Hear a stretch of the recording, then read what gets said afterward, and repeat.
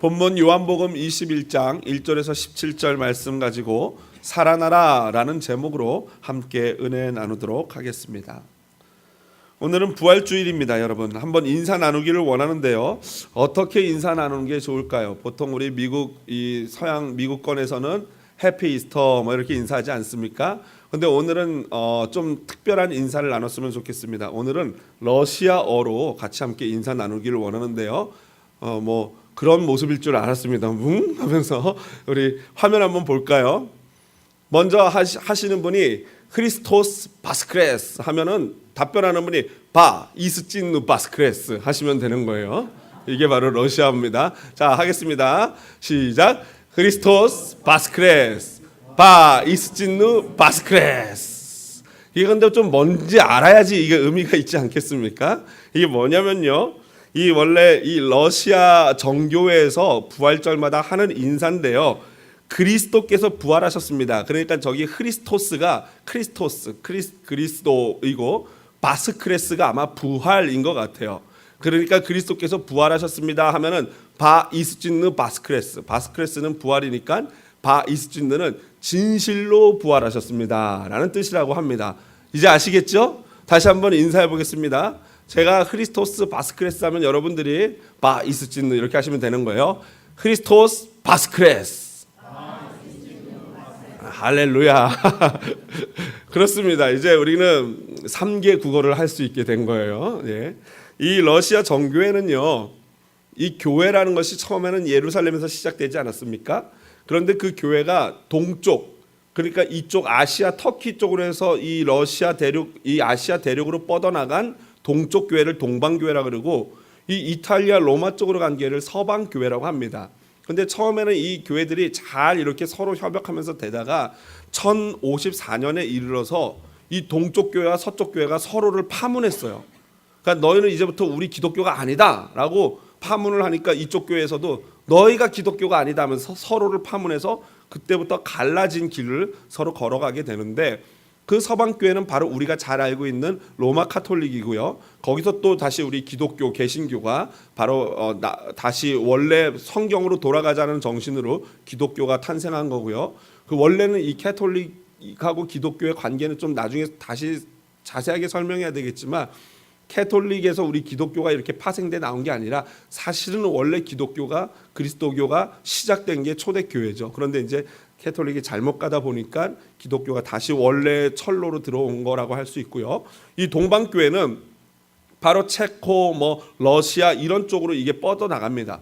그러면서 이 동방교회들은 굉장히 이 의식적인 면을 더 강력하게 많이 행하고 주장하다 보니까 간혹 보면요, 그 사람들은 어떤 행사가 있으면 향도 피고 이래요. 그리고 그 목사님들, 우리 교회로 치면 목사님이라고 할 수 있는 분들이 그 구약 시대 제사장처럼 옷을 입고 예배를 인도하는 그런 모습들을 볼 수 있는데, 이 부활절만 되면은 굉장히 큰 대대적인 어떤 행사를 이 나라에서 진행을 한다고 합니다.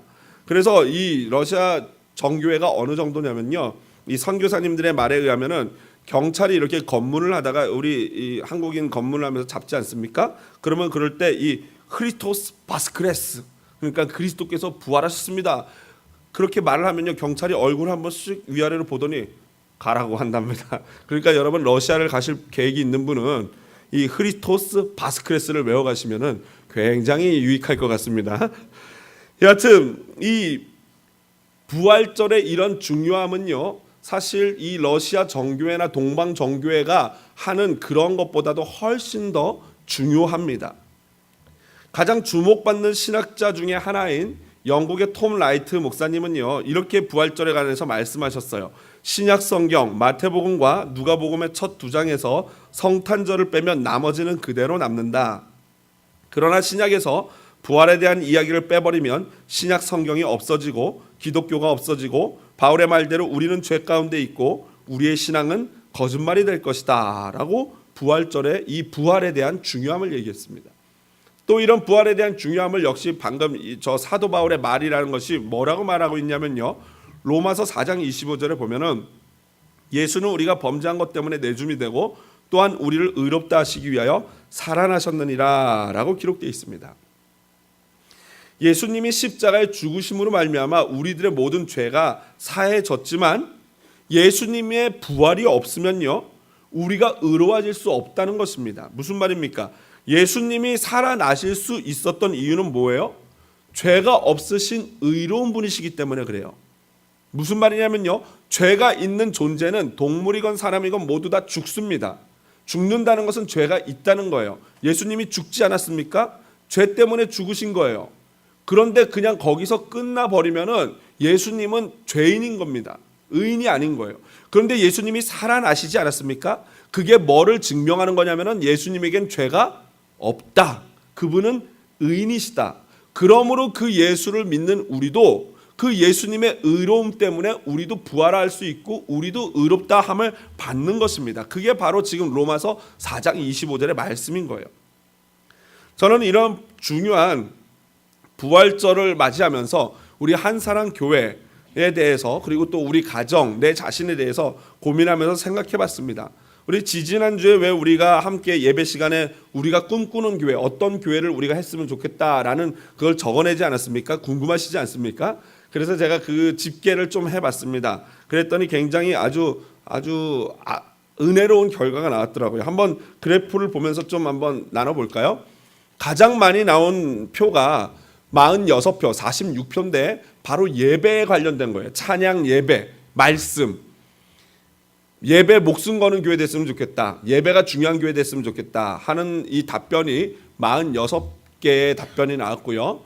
그 다음에 나온 게 그 옆에 있는 것이 바로 훈련, 제대로 훈련하는 교회였으면 좋겠다가 9표.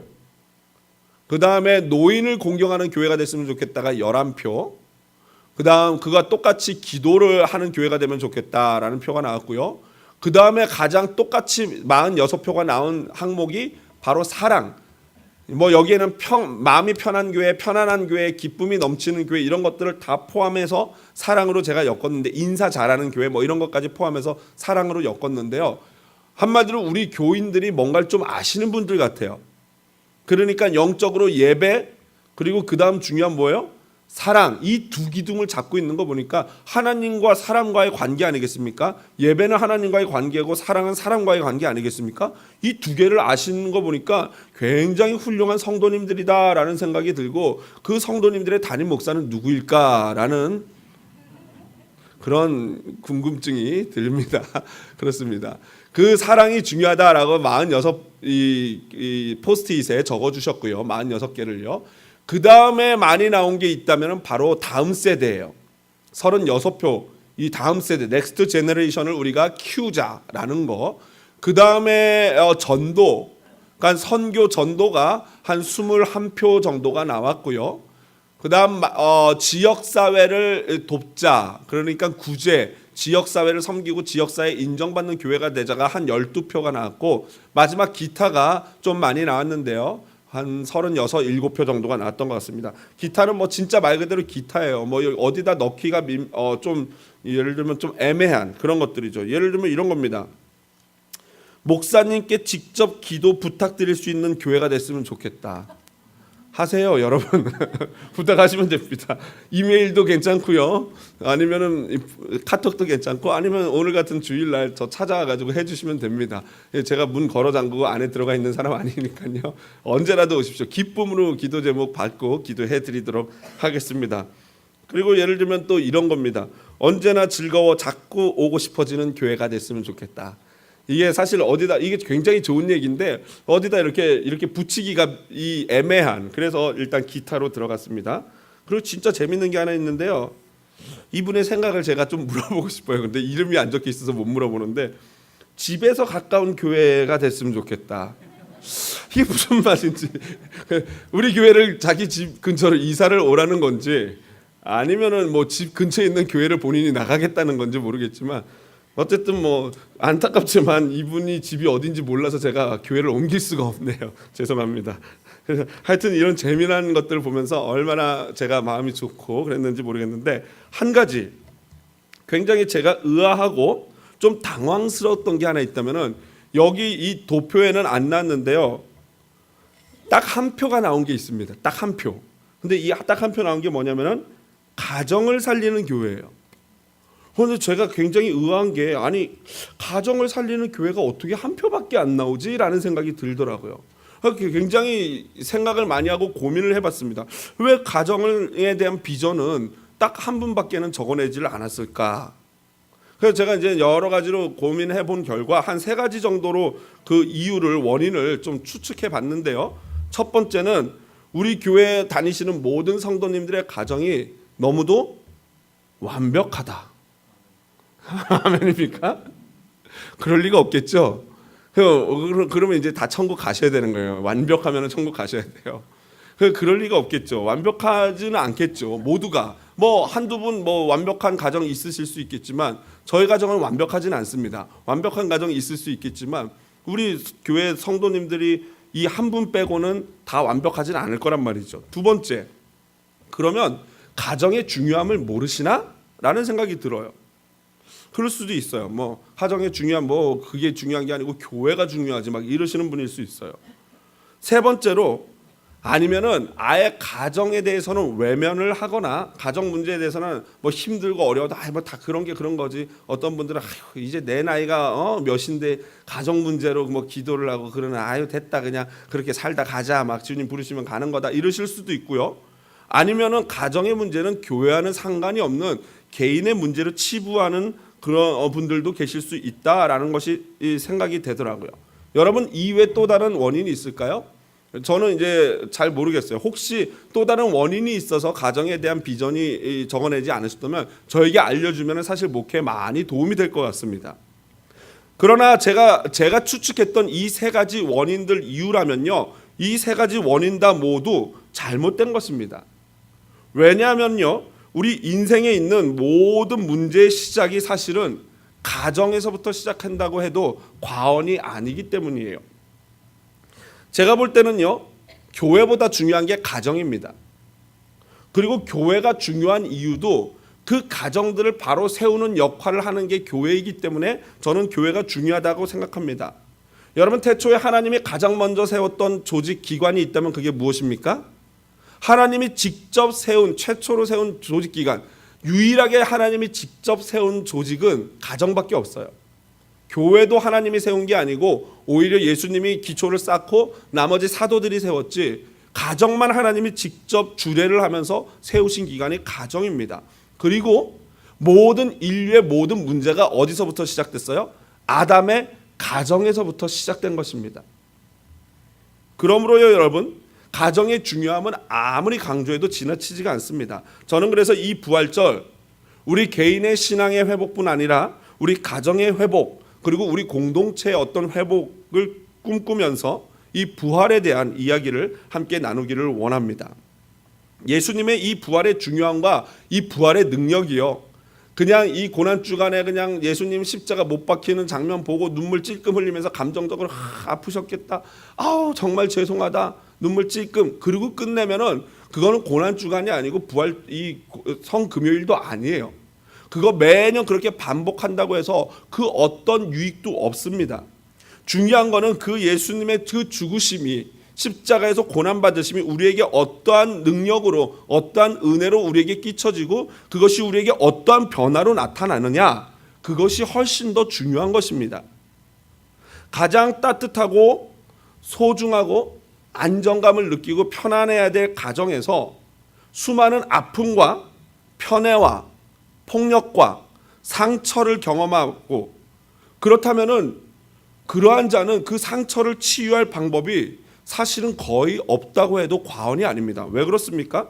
밖에서 상처받고 사회에서, 직장에서, 학교에서 상처받아도 따뜻한 평안한 가정에 와서 사랑을 받으면 다시 새살이 돋고 회복되는 것이 그게 가정의 기능인데요, 그런 가정에서 오히려 상처와 폭력과 아픔과 편애를 당한다면은, 그러면은 그 상처를 회복하기는 굉장히도 너무나도 어렵다 하는 것입니다.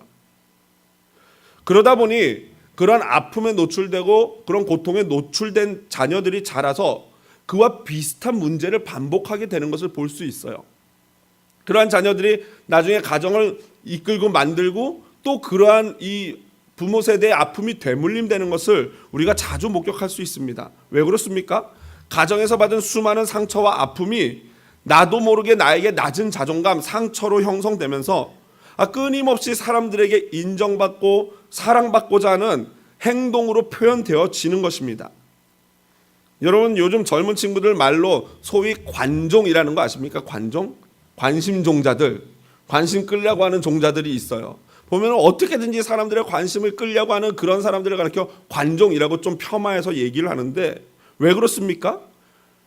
그런 상처와 아픔이 있다 보니까 누군가에게 사랑받고 싶고 관심받고 싶은 거예요. 낮은 자존감으로 말미암아 누군가 나를 주목해주고 나를 챙겨주기를 원하는 거죠.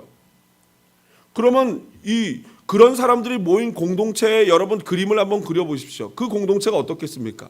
누구나 다 서로 내가 중심적으로 관심받기를 원하고 내가 위로받기를 원하고 나만 사랑받기를 원하는 거예요. 그러다 보면 그 공동체에 미끼칠 영향이 어떤지 불보듯 뻔하죠. 그런 사람들이 모여서 가정을 이루다 보니까 남편과 아내가 서로 사랑하며 희생해야 되는 것인데, 그게 아니라 너는 왜 나를 위해서 희생 안 하느냐, 너는 왜 나를 사랑하지 않느냐라고 하면서 가정에 문제가 되는 거예요. 자, 그렇다면은 그런 아픔이나 고통을 경험한 것이 죄입니까? 그렇지 않습니다. 그건 내가 원해서 겪은 문제가 아니고 내가 그런 환경에 놓여졌기 때문에 어쩔 수 없이 겪게 된 거고, 어떤 면에서는 그러한 분들이 오히려 피해자입니다. 사실 제가 오늘 이러한 가정의 아픔들을 얘기할 때 상당히 조심스럽습니다. 정죄하려고 그러는 것도 아니고요. 핵심적인 제가 말하고자 하는 핵심의 내용을 잘 파악해 주시기를 부탁을 드립니다. 그 어떤 이유에서든지요, 편부, 즉 홀아버지, 편모 또는 홀어머니 슬하에서 자란 자들 많은 아픔이 있습니다. 심지어 또 아예 부모님을 다 여의고 조부모님이나 아니면 다른 친척의 손에서 자란 분들도 있습니다. 절대 그분들의 죄의 문제도 아니고 그것은 그분들이 잘못한 것도 아닙니다. 그러나 문제는 뭐예요? 그러한 환경의 영향력이 자연스럽게 내 안에 미쳐지고 형성되면서 그것들이 문제적 요소로 남으면서 다른 사람과 관계를 하고 내가 가정을 꾸릴 때 나도 모르게 그 안 좋았던 영향력이 나도 모르게 비춰져 나오고 흘러 나오는 거예요. 사실 그런 분들만 그렇습니까? 그렇지 않습니다. 제 자신을 봐도요, 굉장히 평범한 가정에서 자랐지만 제 자신에게도 수많은 문제와 현재 우리 가정에서도 진행되어지는 여러 가지 문제들이 있음을 제가 봅니다.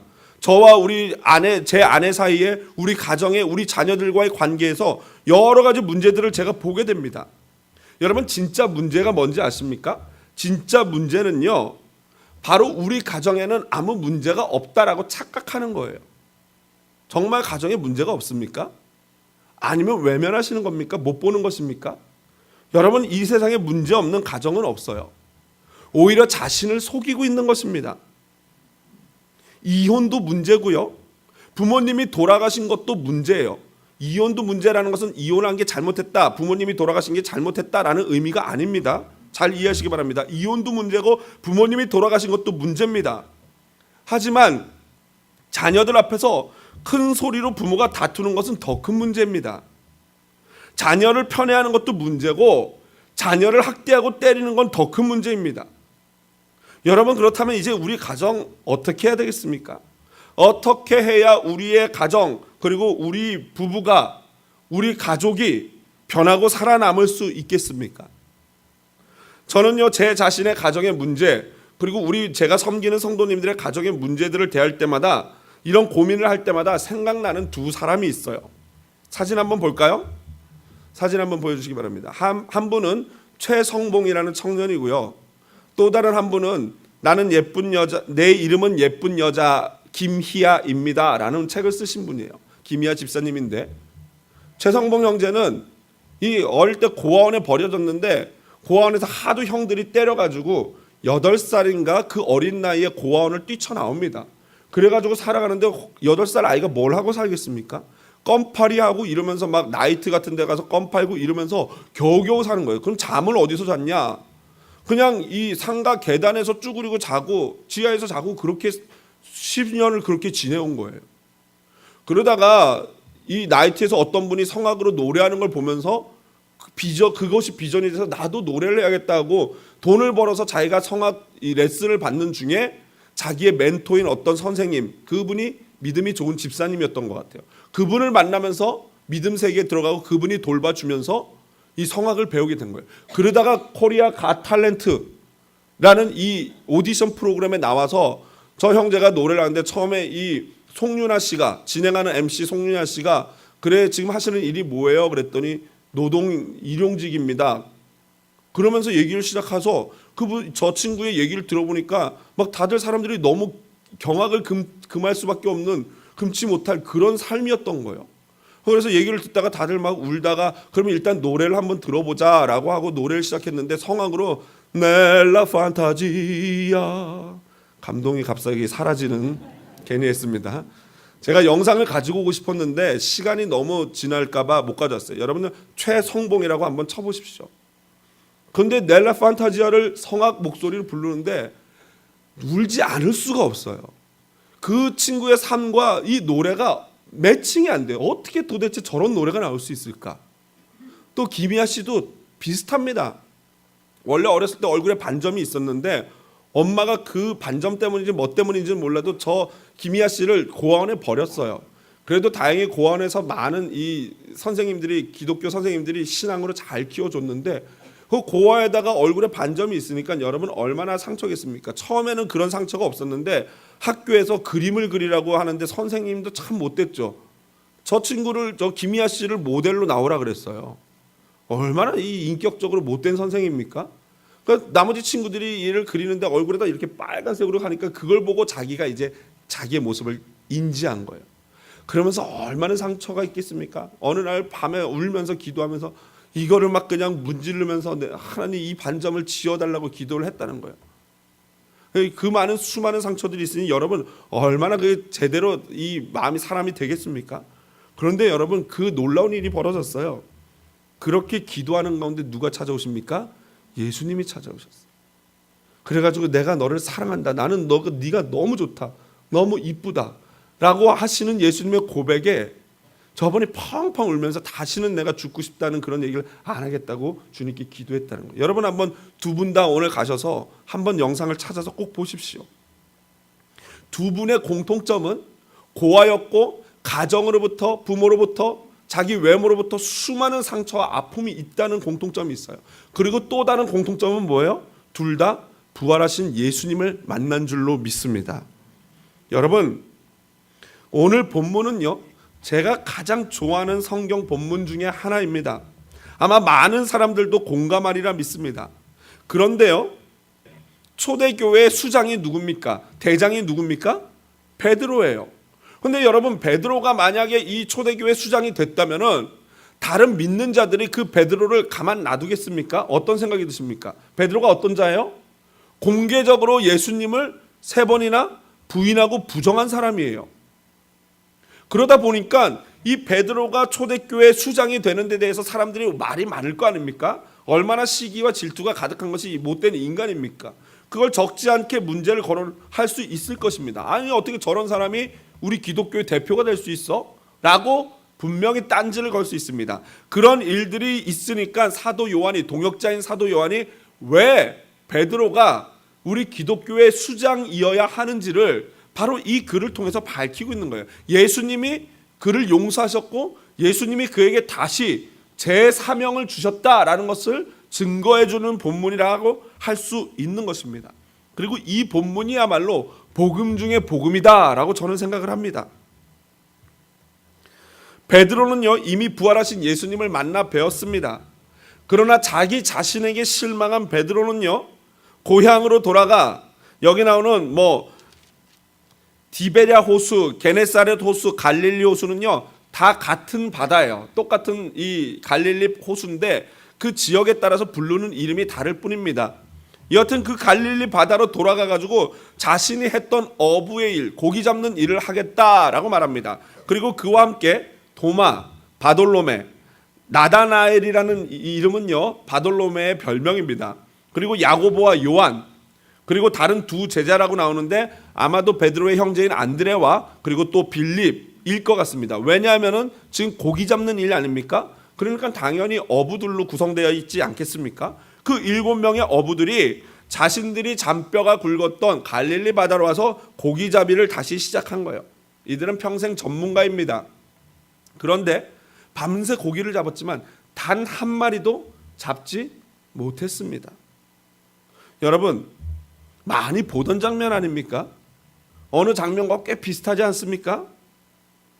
그때도 그때도 베드로는 밤새 일을 했지만 아무것도 얻지 못했습니다. 누가복음 5장 5절입니다. 여러분 함께 보면서 같이 함께 읽어보도록 하겠습니다. 시작.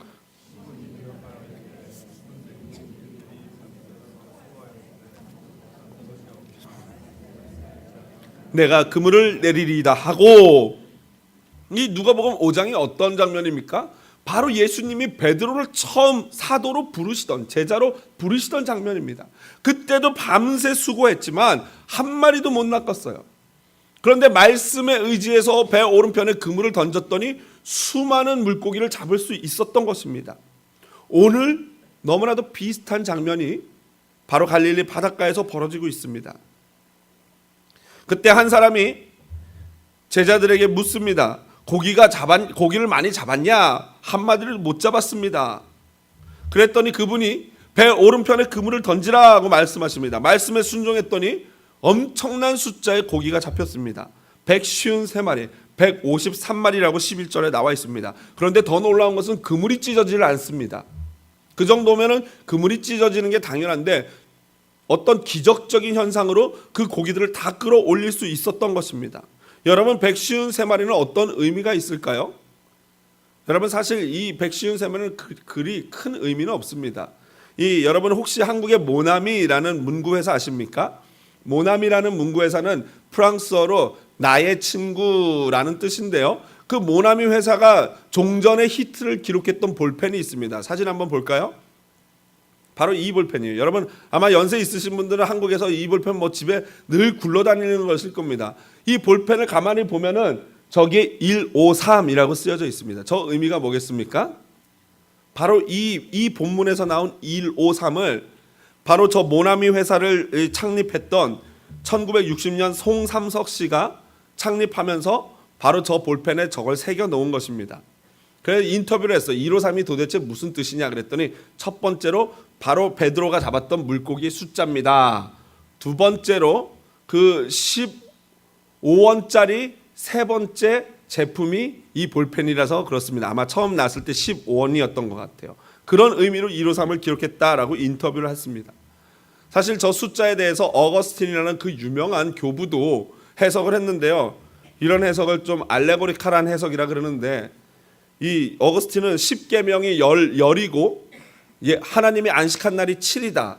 그래서 12개를 더하면 17인데 그 17이라는 숫자를 1 더하기 2, 2 더하기 3, 3 더하기 4, 4 더하기 5 해서 17까지 더하면은 153이라는 숫자가 나온다. 그래서 이게 이 153이다 라고 참 쓸데없는 짓을, 참 신학자가 진짜 천재 같아요. 아니 어떻게 1부터 17까지 더한 숫자가 이거라는 거 어떻게 또 찾아내는지 그거를. 그런데 참으로 쓸데없는 짓이죠. 153은 무슨 의미예요? 그저 엄청 많이 잡았다라는 의미예요. 요한은 이제 즉각적으로 눈치 빠른 요한이 눈치를 챕니다.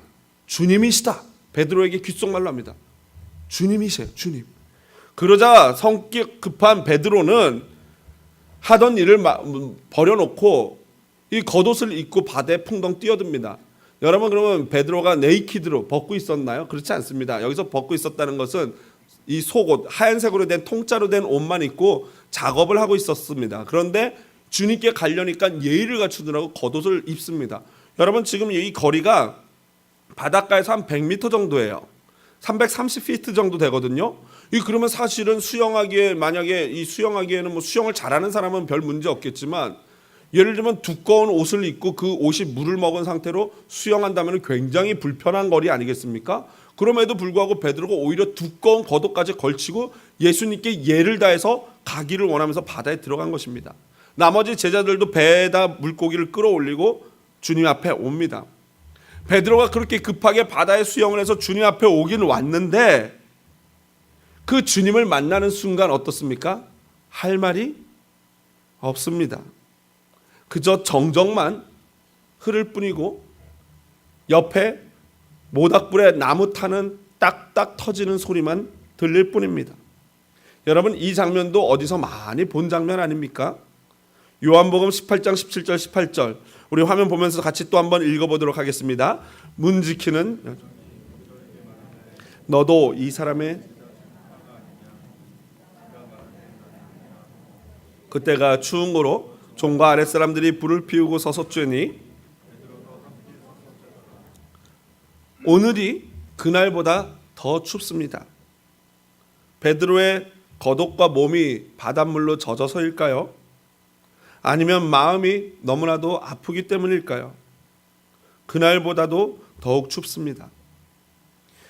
예수님은 이미 떡과 물고기를 준비하시고 방금 잡은 물고기를 더 가져오라고 제자들에게 말씀하십니다. 그리고는 감히 예수님께 아무 말도 못하는 제자들에게 와서 밥 먹자, 앉아라 라고 말씀하십니다. 누구도 예수님 앞에 입을 여는 자가 없습니다. 그저 조용히 묵묵히 따뜻한 떡과 따뜻한 생선을 먹을 뿐입니다. 아니, 떡과 생선이 아니라 예수님의 사랑을 먹고 있습니다.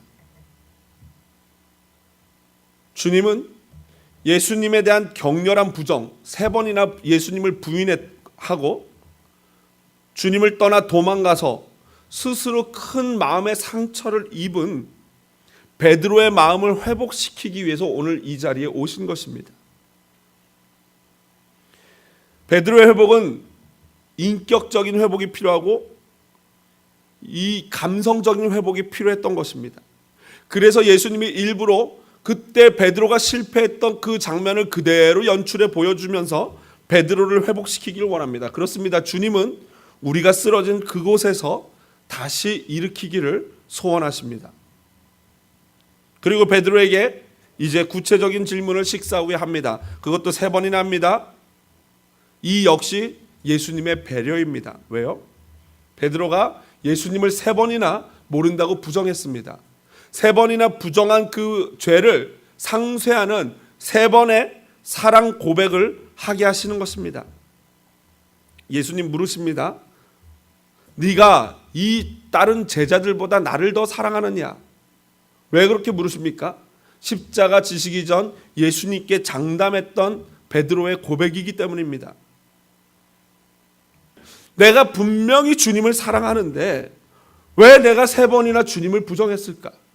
왜 내가 3번이나 주님을 모른다고 했을까? 어떻게 그럴 수가 있지? 정말 내가 주님을 사랑하나? 끊임없이 자기 자신에게 질문했을 것입니다. 어떻게 알 수 있습니까? 그가 그렇게 고민했던 결과를 17절 하반절에 너무나도 잘 말하고 있기 때문입니다. 예수님이 마지막 3번째로 요한의 아들 시몬아 내가 나를 사랑하느냐 물었더니 주께서 3번째 내가 나를 사랑하느냐 하심으로 베드로가 근심하여 이르되 주님 모든 것을 아시오매 내가 주님을 사랑하는 줄을 주님께서 아시나이다. 아무리 고민하고 아무리 다시 질문해도 나 베드로가 예수 그리스도를 사랑했던 것만큼은 뭐예요? 사실입니다. 진실입니다. 문제는 뭡니까? 연약합니다. 그랬더니 예수님이 그럼 됐다. 내 양을 먹여라. 라고 3번이나 부탁을 했고 이 예수님의 부탁으로 말미암아 베드로가 초대교회 수장이 되었던 것입니다. 부활하신 주님을 만났고 그 사랑을 확인했고 그리고 주님의 부탁을 받은 것입니다. 사실 베드로는요 예수님이 돌아가시는 그날 같이 죽었습니다. 자아가 죽었고 그의 교만이 무너졌고 허세가 죽었고 그의 자존심마저도 무너졌습니다. 그의 존재 자체가 없어져 버린 것입니다. 하지만 주님은 오늘 그를 찾아오셔서 사랑으로 베드로를 회복시키십니다. 사랑으로 베드로를 다시 살려내신 것입니다. 우리 가운데 과거에 또는 현재도 계속되는 상처로 말미암아 아픔과 고통 가운데 계신 분은 안 계십니까? 자신의 실패로 말미암아 자신감을 상실하고 낮은 자존감에 거하시는 분 안 계십니까? 상처뿐인 우리의 가정과 공동체 마치 죽은 것과 같은 그런 상태 여러분 어떻게 회복할 수 있겠습니까? 바로 부활하신 주님을 만날 때 살아날 줄로 믿습니다. 부활하신 주님의 사랑의 음성을 들을 때 우리는 살아날 것입니다. 에스겔서 37장 4절 5절 한번 볼까요? 같이 한 목소리로 크게 읽어보기를 원합니다. 또 내게 이르시되 너는 이 모든 뼈에게 대언하여 이르기를 너희 마른 뼈들아 여호와의 말씀을 들을지어다. 주 여호와께서 이 뼈들에게 이같이 말씀하시기를 내가 생기를 너희에게 들어가게 하리니 너희가 살아나리라. 너희가 살아나리라. 말씀을 마무리합니다. 아까 최성봉 형제, 김희아 집사, 그 수많은 아픔과 상처들이 있지만 그것을 극복하고 회복할 수 있었던, 살아날 수 있었던 비결이 무엇입니까? 베드로 사도와 똑같습니다. 바로 부활하신 주님을 만났고 그 부활하신 주님의 입에서 나오는 음성을 들은 것이에요. 그리고 그 주님께 나도 사랑합니다 라고 고백했기 때문입니다. 어떻게 우리 자신이, 우리 가정이, 우리 공동체가 아픔과 상처로부터 벗어나고 회복하고 살아날 수 있을까요? 오늘 이 아침에, 오늘 이 부활 주일에 부활하신 예수 그리스도를 만나고 그분의 사랑의 음성을 듣기를 주님의 이름으로 축복드립니다. 그분께 사랑을 고백할 때 우리의 영혼이, 우리의 가정이, 우리의 공동체가 살아나는 역사가 있을 줄로 믿습니다.